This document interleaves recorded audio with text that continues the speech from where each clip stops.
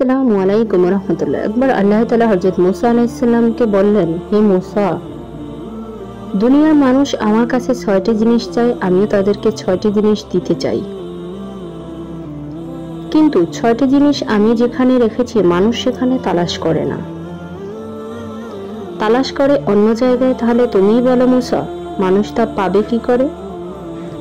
তখন হযরত মুসা আলাইহিস সালাম জানতে চেয়ে বললেন, সেই ৬টি জিনিস কি ইয়া রাব্বুল আলামিন? আল্লাহ রাব্বুল আলামিন জবাবে মুসা আলাইহিস সালামকে বললেন, সেই ৬টি জিনিস হলো এমন: ১. দুনিয়ার মানুষ আমাকে সন্তুষ্ট করতে চায় আর আমিও সন্তুষ্ট হতে চাই, কিন্তু আমি সন্তুষ্ট হই দুনিয়ার মানুষ তার নফসের বিরুদ্ধে চলার মাধ্যমে, কিন্তু মানুষ করে তার উল্টো, তারা আমার সন্তুষ্টি তালাশ করে নফসের গোলামি করার মাধ্যমে। ২.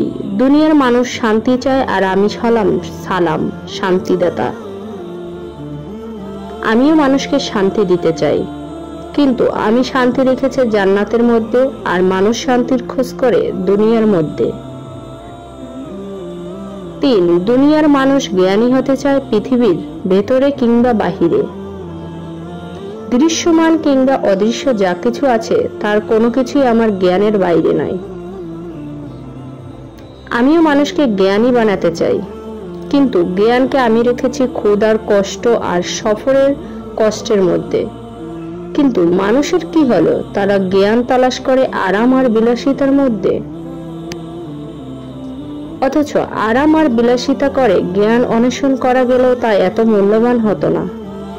৪. দুনিয়ার মানুষ সম্মানিত হতে চায় আর আমিও মানুষকে সম্মানিত করতে চাই, কিন্তু সম্মানকে আমি রেখেছি তাকওয়ার বা খোদাভীতির মধ্যে, নেক আমলের মাধ্যমে। আর মানুষ সম্মান খোঁজ করে বিত্তশালী ক্ষমতাশালী লোকদের সাথে সুসম্পর্ক রাখার মধ্যে। এটা করে তারা যতটা না সম্মানিত হয় তার চেয়ে বেশি অপদস্থ হয়। ৫. মানুষ সম্পদশালী হতে চায় আর আমিও মানুষকে সম্পদশালী বানাতে চাই,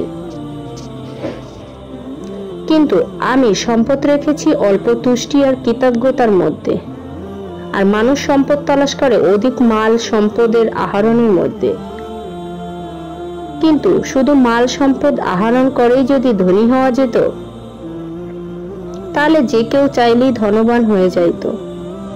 ৬. দুনিয়ার মানুষ চায় তাদের দোয়া কবুল হোক, তারা হাত তুলে যা চায় তাই তাদের দেয়া হোক। তাদের দুঃখ দুর্দশা হতাশা সব তারা তাদের দোয়ার মাধ্যমে দূর করে দিতে চায়। আমিও তাদের দোয়া কবুল করতে চাই, কিন্তু দোয়া কবুলের শর্ত হিসাবে আমি রেখেছি হালাল খাবারকে। অথচ মানুষের কি হলো, তারা নিজেরা হারাম খাবার খায় অথচ চায় তাদের দোয়া কবুল করা হোক। একবার ভেবে দেখুন, আল্লাহ রাব্বুল আলামিন আমাদেরকে যে জিনিস যেভাবে করতে বলেছেন আমরা ঠিক তার উল্টো করে বেড়াই দুনিয়া এবং আখিরাতে সফল হওয়ার জন্য।